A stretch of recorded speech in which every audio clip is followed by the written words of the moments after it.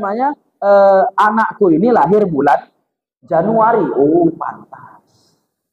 Ada jemaah ngaji kita belakangnya Agustinus. Iya, jemaah ngaji. Dah, baru kita tanya, ternyata karena lahir bulan Agustus. Banyak orang model kayak gitu. Ada, mohon maaf, anaknya lahir nih bulan Februari. Kita namakan siapa ya? Oh, ini karena laki-laki. Febrianto aja, ini contoh. Jangan ngamuk ya. Ini kita contoh. Oh, jadi kalau laki-laki Febrianto, kalau perempuan Febrianti. Nah, banyak kayak gitu. Juli, Juliadi, Julianti, Julianto, Juli lainnya. Banyak kali Juli. Agustus ya, September Septavia, Oktober Octavia, November Novi, Desember Desi, banyak. Dah, bicara tentang nama, sekarang kan gitu, bicara tentang nama. Buka hadis riwayat Imam Abu Dawud. Nabi katakan, innakum, sesungguhnya kalian, satu da'auna, kita ini besok dibilang Nabi, dipanggil di hari hisab, pakainya pakai absen. Bi asma'ikum wa abaikum, pakai nama kalian dan nama ayah kalian.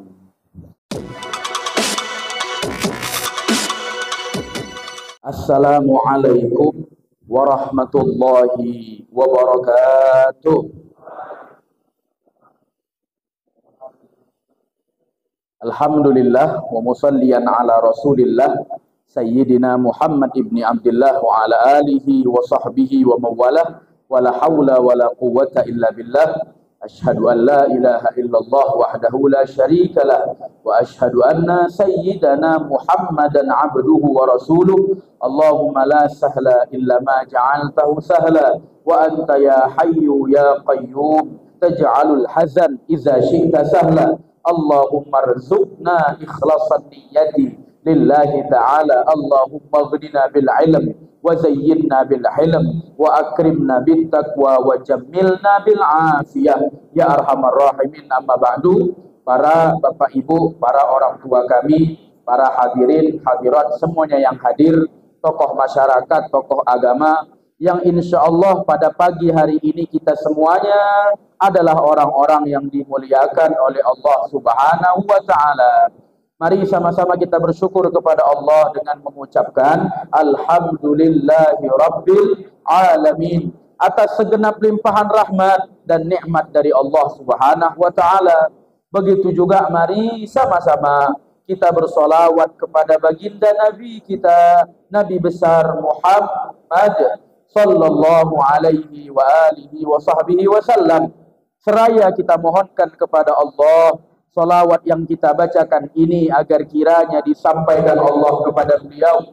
Dan kita berharap kepada Allah, moga-moga kita semuanya nanti adalah orang yang pantas untuk diberikan syafaat di hari kiamat kelak. Amin, amin ya rabbal alamin.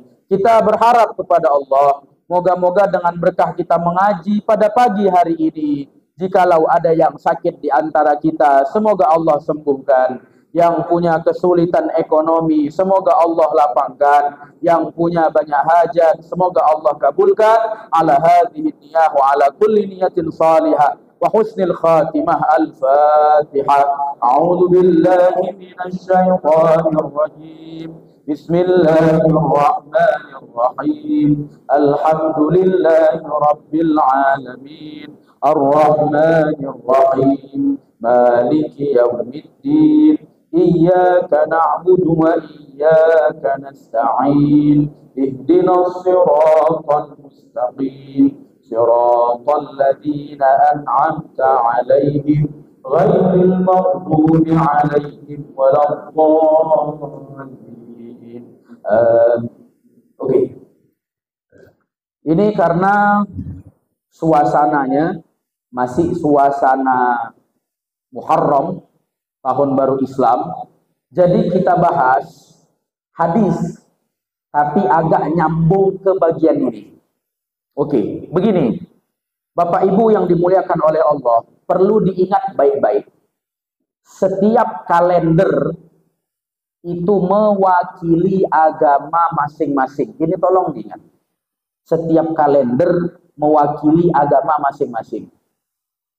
Hijriah, pertanyaannya, milik agama mana? Islam. Kalau Masehi, agama mana? Nasrani. Orang Buddha juga punya kalender. Makanya kalau kita tengok dalam kalender, nanti ada tanggal merah, judulnya tanggal merah tadi memperingati Hari Raya Waisak. Itu tahun barunya kalender umat Buddha. Hindu ada tanggal merah, kalau kita lihat Hari Raya Nyepi memperingati tahun baru Saka. Itu pun tahun barunya orang Hindu. Cina, Kongcu juga punya.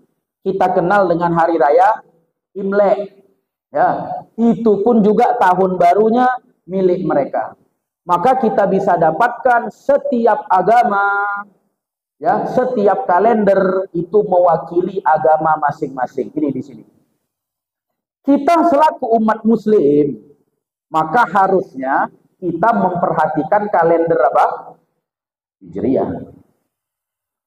Dah, sebelum ke arah itu, sebelum saya tanya tanggal lahir, pertanyaannya, hafal nggak nama-nama bulan Hijriah? Kan itu masalahnya.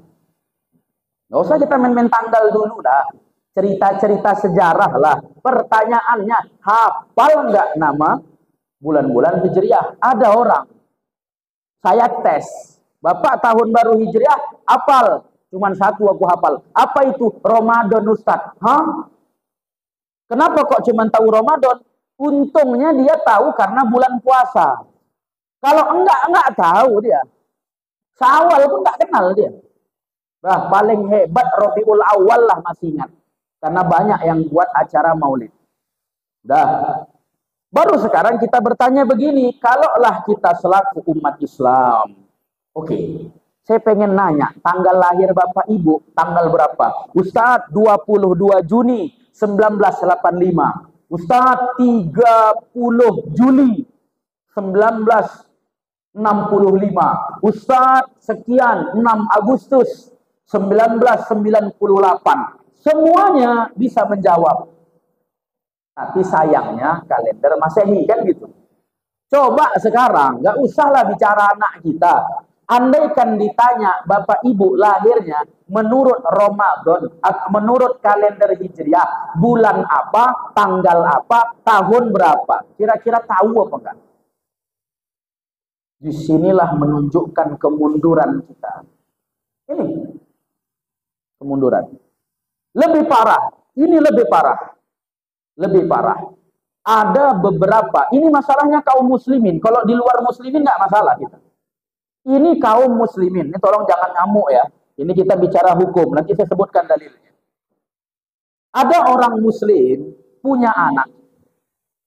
Anaknya lahir di bulan-bulan tertentu. Bulan Masehi.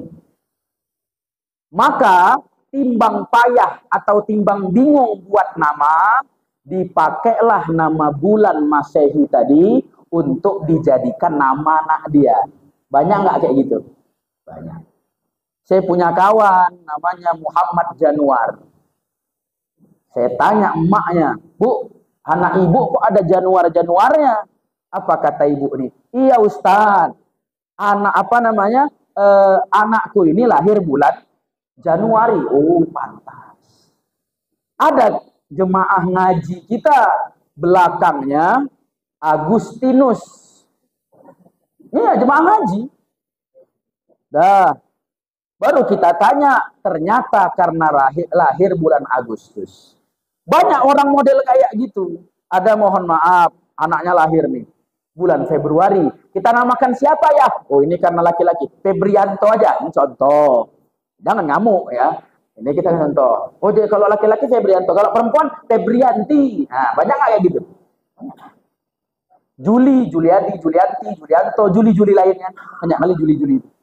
Agustus ya, September Septavia, Oktober Octavia, November Novi, Desember Desi, banyak. Dah bicara tentang nama, sekarang kan gitu, bicara tentang nama. Buka hadis riwayat Imam Abu Dawud. Nabi katakan, innakum, sesungguhnya kalian, satu da'auna, kita ini besok dibilang Nabi, dipanggil di hari hisab, pakainya pakai absen. Bi asma'ikum wa abaikum, pakai nama kalian dan nama ayah kalian. Jadi waktu dihisab nanti, kita ini dipanggil satu persatu pakai absen. Namanya siapa dipanggil? Nama kita plus nama ayah kita. Contoh, nama saya Maulana, ayah saya Syarifuddin. Maka yang dipanggil Maulana bin Syarifuddin, maju kemari, begitu. Bayangkanlah kita nanti demikian. Nabi lalu menyambung, apa kata Nabi? Fa'ahsinu asma'akum. Maka buatlah nama kalian nama yang baik. Ini Nabi bilang. Jadi perintah dari Nabi suruh bikin nama-nama yang baik. Jelas sampai sini ya. Nah, baru kita bertanya sekarang, apakah nama untuk orang kalaulah diambil dari nama bulan Masehi terhitung nama baik, kan gitu. Nah, baru kita bilang kalender Masehi ini identik agama mana? Nasrani, kalimatnya udah Masihiyah. Masehi udah jelas ini. Nah, baru kita lihat kalimat Januari sampai Desember, bahasa Arab bukan, bahasa Jawa bukan, bahasa daerah bukan. Dah, ini nggak payah pakai kitab ini. Bapak Ibu sekarang udah ada HP, buka Google, tengok aja Januari sampai Desember artinya itu apa, itu keluar. Januari, contoh, diambil dari kata Dewa Janus. Dewa Janus. Maksudnya apa itu? Dewa bermuka dua. Karena bermuka dua, mengibaratkan tahun lalu dan tahun depan, diletakkanlah nama Dewa Janus di awal penanggalan kalender Hijriah yang kita kenal saat ini dengan nama Januari. Begitu juga Februari, diambil dari kata Dewi Febria atau Dewa Februs, seorang dewa juga. Jadi bisa kita simpulkan Januari sampai Desember kalau kita lihat memiliki 3 arti. Satu, artinya adalah makna dewa. Dewa itu apa sih? Sesuatu yang disembah oleh orang Romawi. Di pemahaman mereka dewa. Tapi dalam agama Islam namanya iblis. Ini ingat baik-baik. Nah, makna kedua diambil dari nama tokoh Romawi Yunani. Diambil dari nama tersebut. Contoh Juli, diambil dari kalimat Julius Caesar. Siapa dia? Kaisar, salah satu yang terkenal di kalangan orang Romawi. Ketiga, maknanya adalah bilangan menurut orang Romawi Yunani kuno. Dah, yang kita garis bawahi dewa ini tadi. Di pemahaman mereka dewa, di kita iblis. Ustadz kok bisa iblis gini? Iblis menjadikan dirinya seolah-olah Tuhan. Sehingga disembah-sembah oleh orang Romawi dan Yunani kuno. Dah, maka kita bisa menarik kesimpulan. Orang yang menamakan anaknya pakai nama bulan Masehi sama dengan menamakan anaknya dengan nama, nah Bapak sendiri yang nyambung ya. Ini dah. Cuman kalau kita lihat, Ustadz, aku cemana nama? Kita nggak bicara yang udah lalu, enggak. Tujuan saya nyampaikan ini ilmu penting. Ini ilmu penting. Tujuannya adalah bukan yang bahas yang udah lewat, enggak. Yang kita inginkan kalau Bapak punya anak, punya ponaan, ya, punya cucu, tetangga lahiran, apa namanya, kemudian lagi keluarga ipar lahiran, famili jauh lahiran. Itu kalau mau dinamakan pakai nama tadi di stop karena kita udah ngaji. Di sini tujuannya. Kalau untuk anak kucingku cuman Ustaz, terserahlah. Kucing kan enggak kita urusi kali. Tapi begini, ini masalahnya di kita. Dah, baru sedikit bicara tentang nama. Jadi kalau udah punya nama kayak demikian, ya udah. Tapi kalau memang mau mengikuti anjuran Nabi, kalau enggak pun enggak apa-apa ini ya. Kalau memang mau mengikuti anjuran Nabi, Nabi pernah mengganti nama orang. Sebabnya apa? Karena al-isim yadullu alal musamma. Sebuah nama itu bisa menjadikan keadaan orang tersebut sesuai dengan namanya. Dalam hadis, Nabi pernah ketemu dengan orang. Nabi lihat mukanya susah, hidupnya susah. Nah, ini orang pokoknya nggak ada kesenangan dalam hidupnya. Maka Nabi tanya, siapa namamu? Apa jawabannya? Ya Rasulullah, namaku Hazin. Hazin. Apa arti hazin? Susah. Maka pantas nama apa, mukanya susah, hidupnya susah. Wong namanya susah. Oleh Nabi nggak pengen hidupnya susah. Apa kata Nabi? Lah, dalam riwayat ada dua, ada Farhan diganti Nabi. Farhan ini artinya ceria. Satu lagi ada Hasan. Hasan ini artinya bagus. Oleh Nabi diganti. Dah. Kedua, ini kan tadi kok laki-laki. Kalau perempuan bagaimana? Nabi pernah ketemu dengan seorang nenek-nenek. Nabi tengok keadaannya jelek. Maka Nabi tanya, "Nek, siapa nama engkau?" Jawaban nenek ini tadi, "Namaku Asiyah." Itu dia. Asiyah. Apa arti Asiyah? Artinya perempuan tukang maksiat. Maka jangan main asal bahasa Arab. Ini kacau. Ini kadang orang, ini kayaknya Arab nih, dari Quran. Firaun pun dalam Quran ada. Nah, jangan main asal-asal sembarangan. Dah, jadi bagaimana? Ya udah. Oleh Nabi diganti jadi Jamilah. Artinya indah. Walaupun dah nenek-nenek, dipujilah oleh Nabi seorang yang cantik. Nah, di sini pernah datang seseorang kepada Sayyidina Umar. Bapaknya ini melapor, "Wahai Amirul Mukminin, aku punya anak, asik bangkang aja perintah aku." Maka oleh Sayyidina Umar mau marah ini. "Panggil anakmu kemari, biar ku marahi." Begitu dihendak dimarahi oleh Sayyidina Umar, anaknya bilang, "Amirul Mukminin, ayahku telah meninggalkan kewajibannya kepadaku." Apa? Salah satu dari 3 poin kata anak ini apa? Aku dinamakannya nama yang jelek.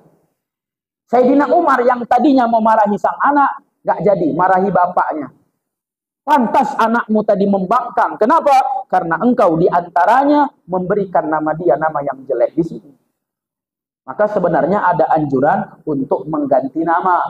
Ini hati-hati Bapak Ibu. Saya soalnya kadang banyak orang, dia gaya-gaya nama bahasa Arab.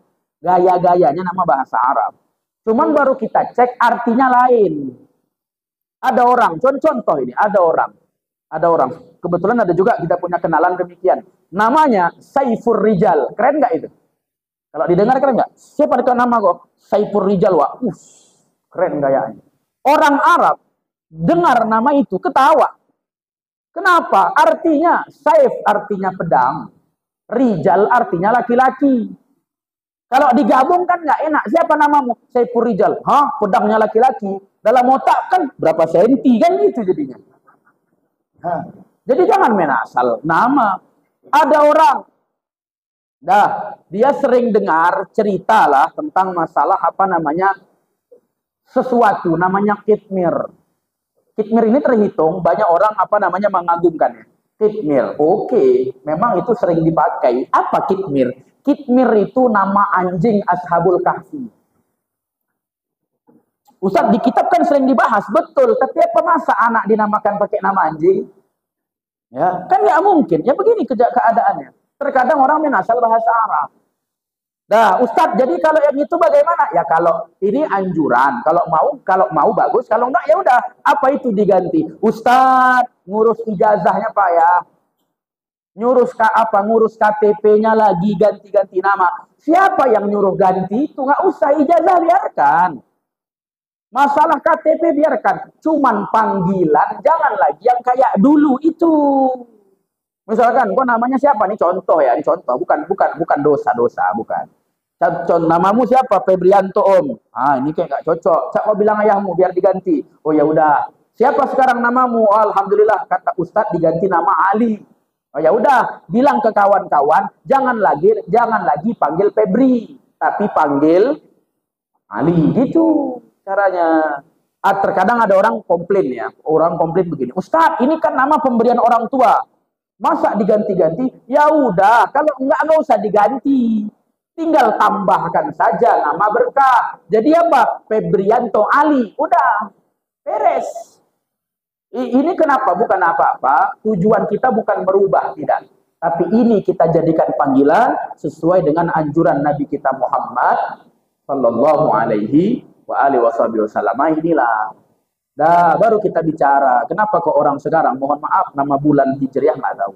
Muharram, Safar, Rabiul Awal, Rabiul Akhir, Jumadil Awal, Jumadil Akhir, Rajab, Sya'ban, Ramadan, Syawal, Zulqa'dah, Zulhijjah. Ya, kenapa banyak orang kurang open? Problemnya di sini. Kita tidak pernah terdidik dengan sesuatu yang tepat ini. Awal mula dulu orang membuat acara semisal Isra Mi'raj, Maulid Nabi, Muharram. Tujuannya apa? Tujuannya adalah agar umat lebih jauh mengenal nabinya, lebih jauh mengenal tentang sirah nabawiyah. Itu dia, sejarah nabinya. Sekarang subhanallah enggak.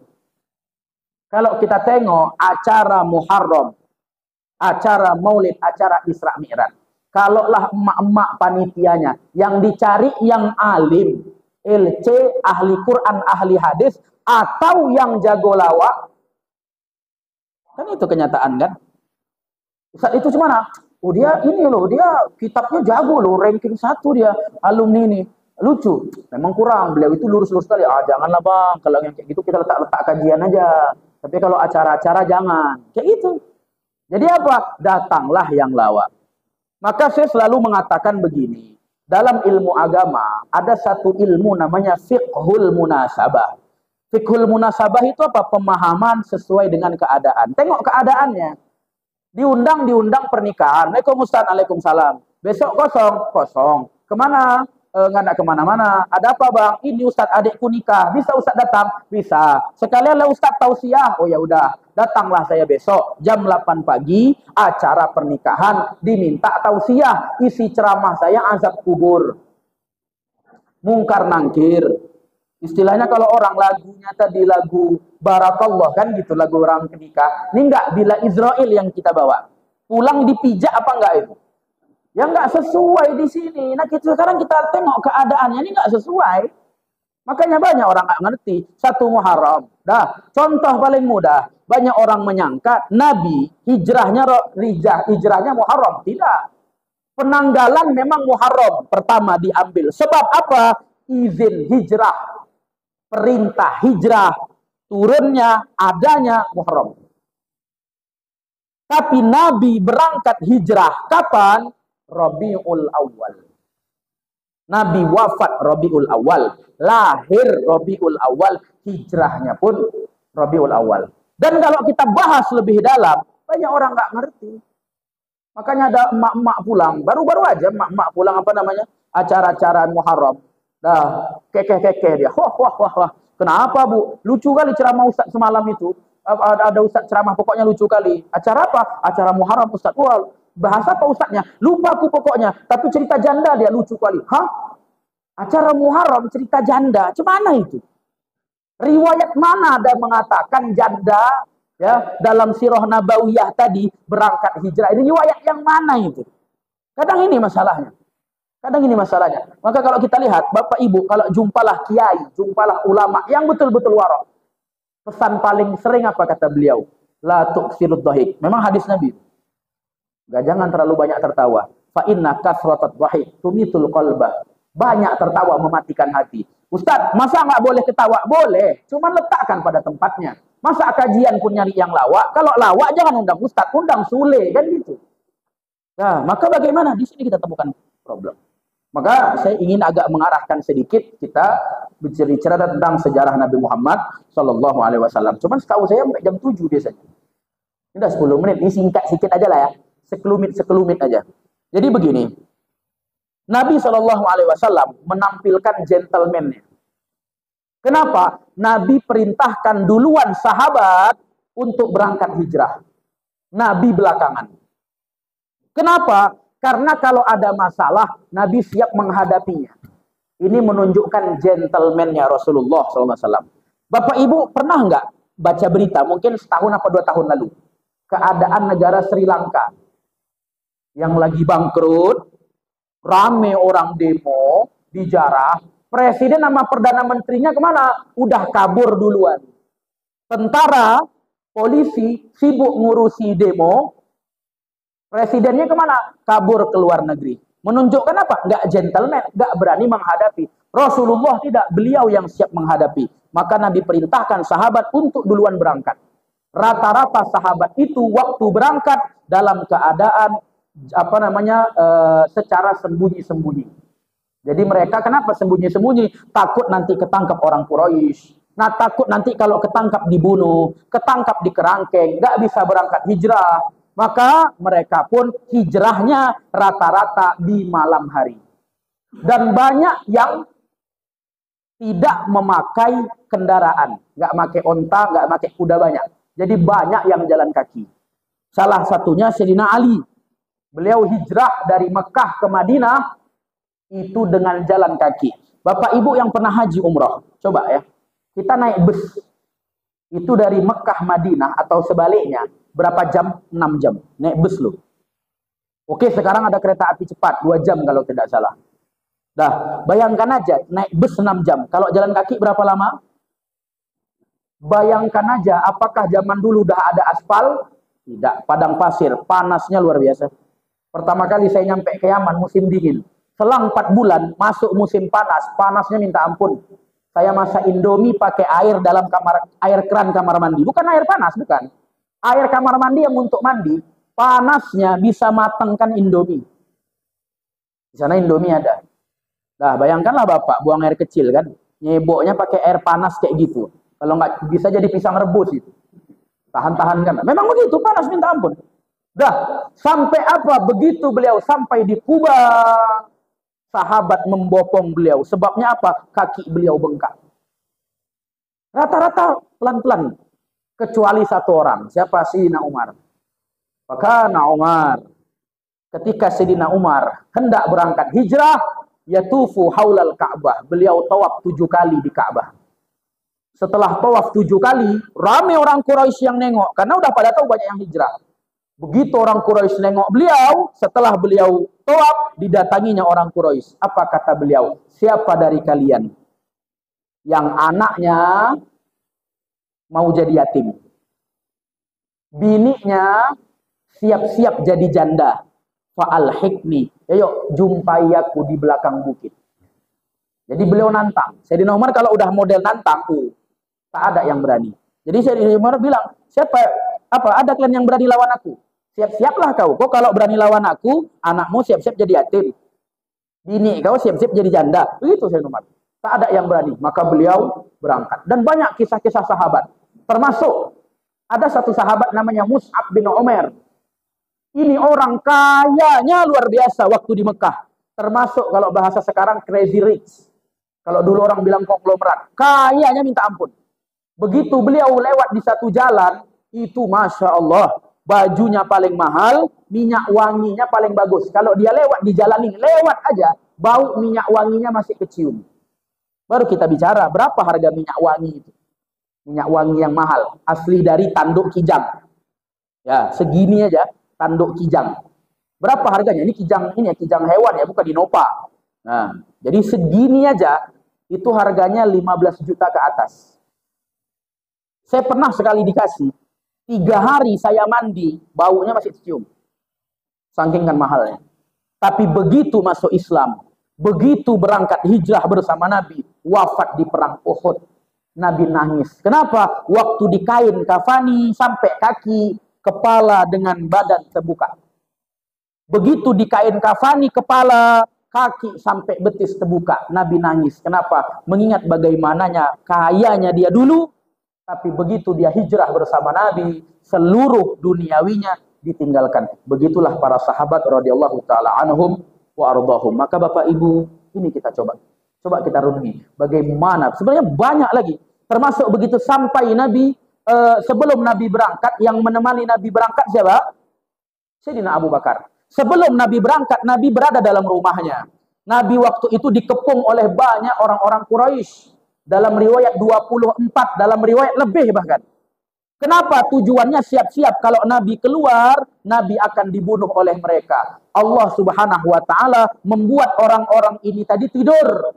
Apa kemudian begitu Nabi keluar dari rumah, Nabi ambil pasir, Nabi bacakan surat Yasin, Nabi taburkan ke orang-orang Quraisy.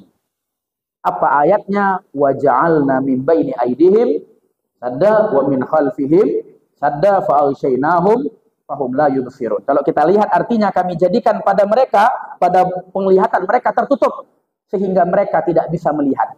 Maka banyak ulama mengambil ayat ini sebagai ayat tahsinat. Ayat tahsinat itu apa? Ayat supaya jadi benteng. Nah, ini bagi Bapak Ibu bisa diamalkan. Misal kita pulang kenduri malam-malam, pulang acara malam-malam, daerah sepi, takut begal, takut ada perampokan dan lain-lainnya, cobalah sebisa mungkin banyak baca-baca ayat itu. Insya Allah diberikan keselamatan. Saya masih ingat waktu ketemu Kiai Soleh Qasim Sidoarjo, udah wafat beliau. Dulu pejuang Hizbullah, maksudnya apa, masa agresi militer Belanda dulu ya. Salah satu yang beliau amalkan adalah baca ayat itu.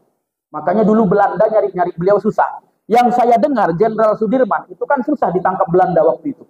Salah satu yang diamalkan beliau yaitu yang saya dengar ya.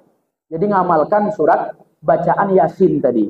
Cuman kadang ada orang nyeleneh. Ustadz, kalau aku pakai biar nggak ketilang polisi gimana? Jadi maksudmu ku baca nanti biar nggak, aku pas nggak bawa helm pula ada polisi, biar lewat-lewat aja. Ya udah tes aja baca. Kalau lolos berarti berhasil. Kalau nggak lolos gimana? Ya boleh jadi si polisi baca surat Yasin satu surat mungkin. Ya dia baca satu ayat kan gitu. Polisinya baca satu surat, ya menang satu surat.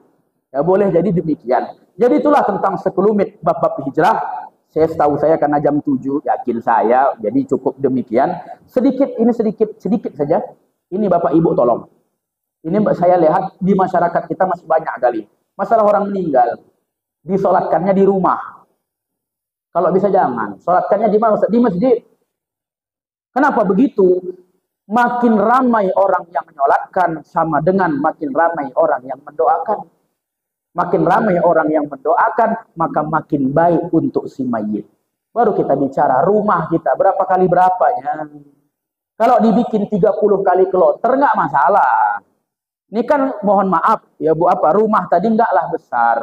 Paling muat cuman untuk 20 orang, 30 orang sholat. Dah, saya tengok banyak yang nggak sholat depan-depan tadi. Saya tanya, wah nggak melu sholat? Nggak. Apa jawabannya? Wes kebek Ustadz nok jero, kadang kayak gitu.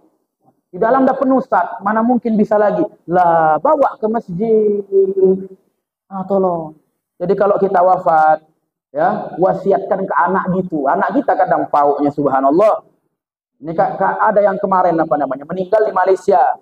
Dah, dibawalah ke Indonesia sama anaknya tadi. Anaknya tadi, jadi total butuh biaya 20 juta kalau nggak salah. Dalam hati saya bodohnya. Bagus 20 juta, infakkan ke masjid, biar jadi jariah emak nih tadi. Ini kan enggak, bawa pulang. Supaya apa? Supaya dimakamkan di dekat rumah dia. Baru kita tanya, kok berapa kali ziarah? Setahun sekali. Terus untuk apa?